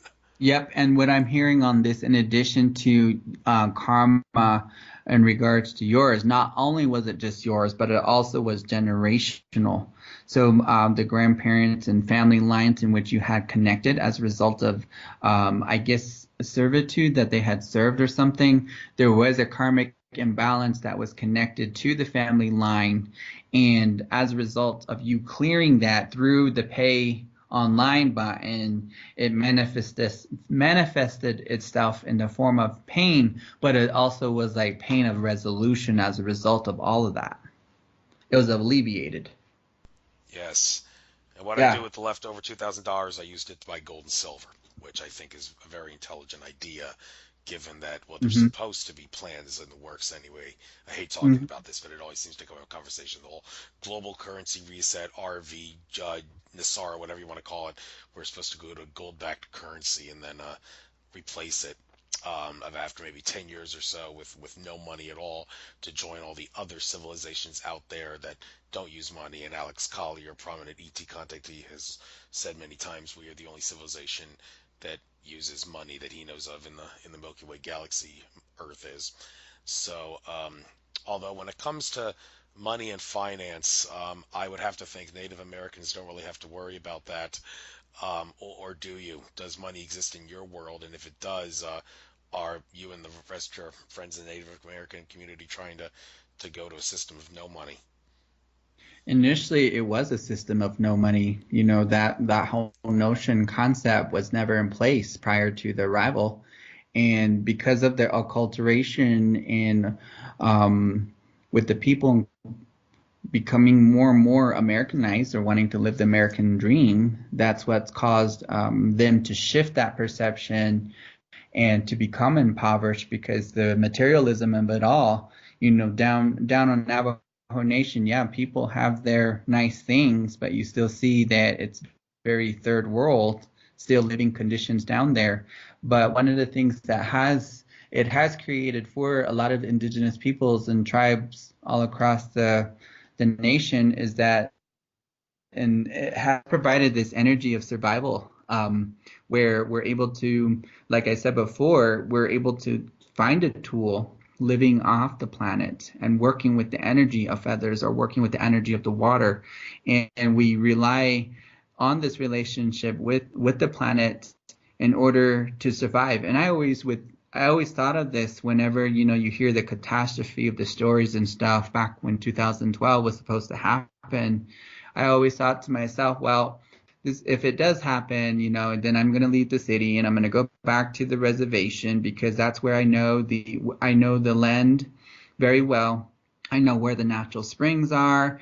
We can survive. It'll be fine. Just no, that was always my go-to place, and it still is. In case something happens in some failure in currency. But one of the things that is going on, that has been going on for such a long time down on the reservation, is that a system of bartering where individuals, they do a lot of bartering where not necessarily, okay, I don't have the money or the funds right now, but would you be open to me performing a ceremony for you?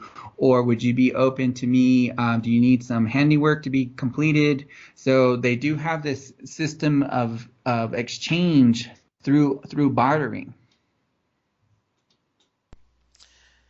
And what do the other civilizations do? Well, there's too many of them to know what they all do in regards to not having money, but we just have to Yeah. do our part to see what we could do, and well, we'll join the club. Hopefully, it's supposed to happen in our time, but getting sick and tired of hearing about the currency reset all the time. And next Hmm. Tuesday, we still are slaves to the dollar. Hopefully, it'll end soon. But one other thing I want to ask you about. In regards to dieting and food, because Native Americans would have to follow the diet you would think of what's available in the nature around them. Naturally, if you're Yeah. going to choose to eat meat, you got to be a good hunter. But I mean, Yep. do you want to? Do you really want to eat meat? Because it's been said that humans are supposed to be herbivores, not omnivores. And are we supposed to be vegans? Well, some would actually assert we are, but I mean, there are those who would have a lot of health problems if they didn't eat meat. But then again, you would say, well, the fact you have a health problem when you don't eat meat shows that that you have other serious issues you got to deal with that you got to fix, Hmm. and all. But there's a lot of controversy about this. And one animal that when I asked at a conference I was at, if you are trying to transition to a vegetarian or even a vegan diet, if you want to go that far, are there any certain animals that you can eat in small quantities to help you aid the transition because it's healthy meat compared to other meats? And you know what the animal the guy gave was? The buffalo. He says there's something about buffalo meat that makes it a healthy meat compared to other meats of other animals that you could potentially eat if you're trying to become vegetarian, but just gotta have meat every so often. Buffalo Mm-hmm. would be your best bet, and it's interesting because I think of a lot of stories about the white man's travels across America. The Native Americans are saying, "Could you please leave our buffalo alone? Because if you don't leave our buffalo alone, we're all going to die." Well, and it's interesting. This guy is suggesting you should eat it. So, do you have Yeah. any comments about this, and what should humans be in regards to diet from your experience? Well, it just depends. Like for me, I'm right there with you. I think if I were to completely go vegan and not eat meat altogether, I probably would slowly start to get sick because I do know that, with my blood and with who I am as an indigenous person, we do have to have some components of red meat in our diet because that's how genetically we're made, we're built.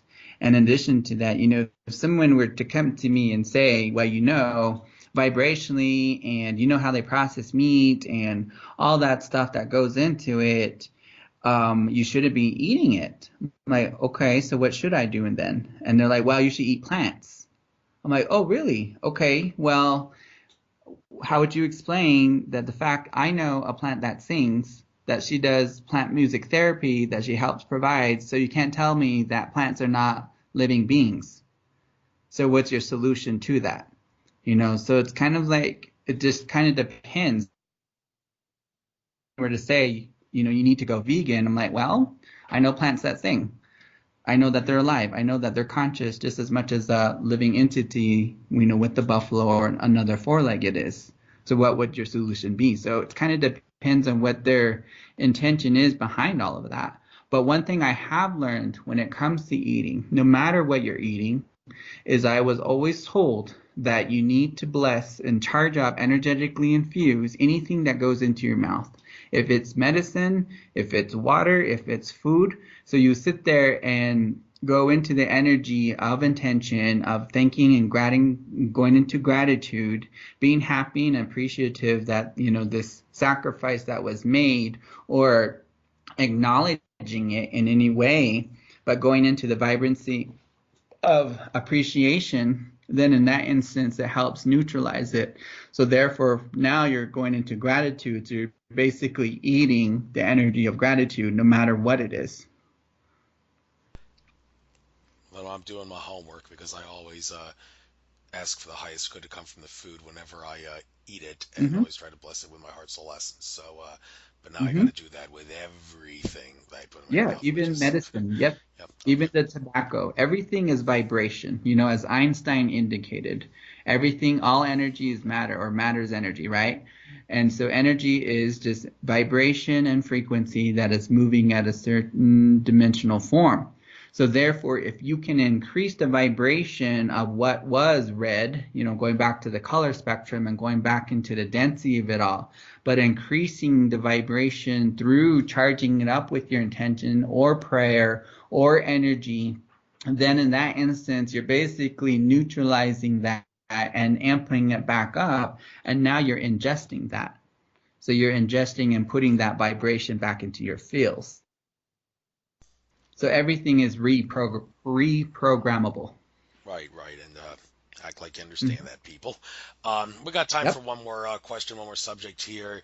Um, the Egyptian and the Navajo, seeing a little tab about this. But what I really want to talk about for just a moment here, well, hopefully this is your area of expertise in some regard. There have been a lot of what appear to be Egyptian motifs found in the archaeological digs of the North American continent, and some assert there is definitely evidence that whatever culture was in ancient Egypt definitely came over to America, and whatever we see in the archaeological digs that appears to be an Egyptian motif, that is an Egyptian motif. They were here, and they even found nicotine and cocaine in the tombs of mummies, which only grows in the Western Hemisphere. Nicotine and cocaine do, so that suggests okay they must have been in America, even though mainstream history doesn't acknowledge it. So, do you know anything about how can you explain to the best of your knowledge and ability how did the Egyptians get in the Western Hemisphere lands and why were they here? So my understanding, especially this is particularly more in the form of the Hopi. So the Hopi reservations is surrounded by the Navajo reservation. So there was a lot of interaction between the Navajo and the Hopis. But one of their stories indicates that, the Hopi emerged out of the Grand Canyon. And from that place of emergence there, they indicate that there are tunnels in the area, and that these tunnels led to different areas all across the globe. So when I had come into this awareness, it so happened that I was in connection with the Havasupai. The Havasupai are a group of native indigenous people who live at the bottom of the Grand Canyon, and they indicated that they call themselves the guardians of the sacred blue-green waters.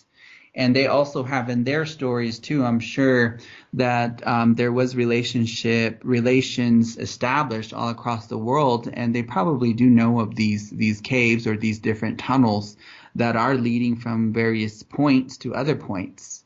With the Navajo tradition, there are some sacred areas that I have been to, and one of them was the area of Chaco Canyon.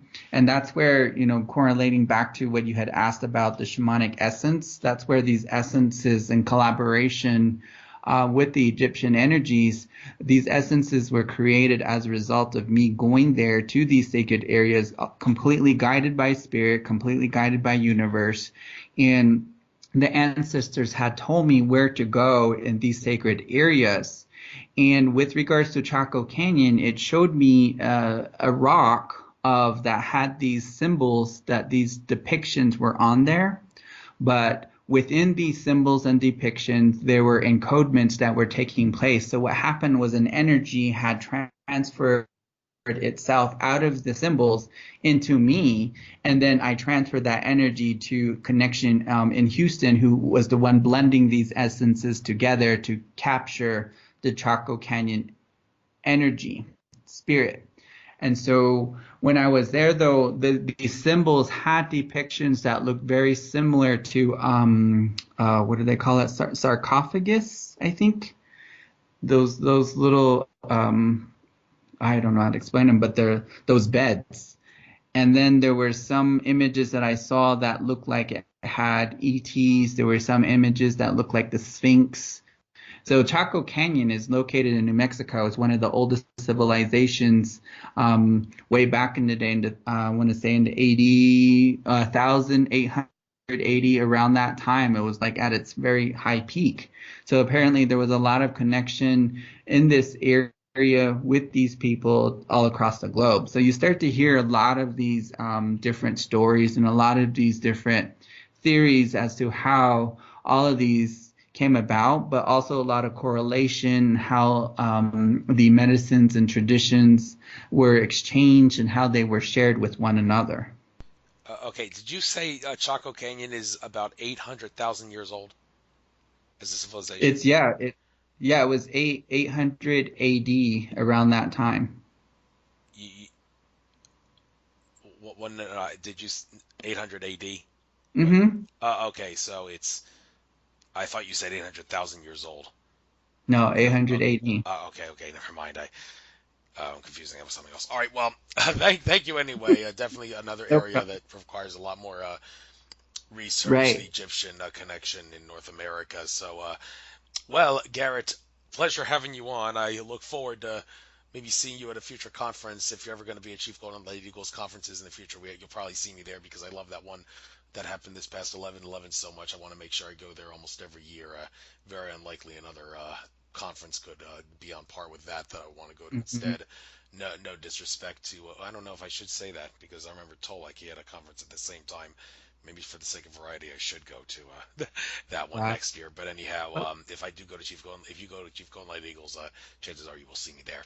So Yeah. I The next one's coming up on 12/12. It's actually here located in Golden, Colorado. It's on a Tuesday, and I will be participating as a speaker in that one too. Good luck with that. I won't be able to make it to that one, but Hmm. maybe some in the future. So I'll upload this to YouTube within the next 24 hours. Spread it far and wide on social media, such that people hear it. You got a lot of interesting things to say. Good luck on everything you do in the future, and enjoy the rest of your trek to that infinite consciousness, Garrett. Take care now. Awesome. Thank you so much for having me. Bye bye.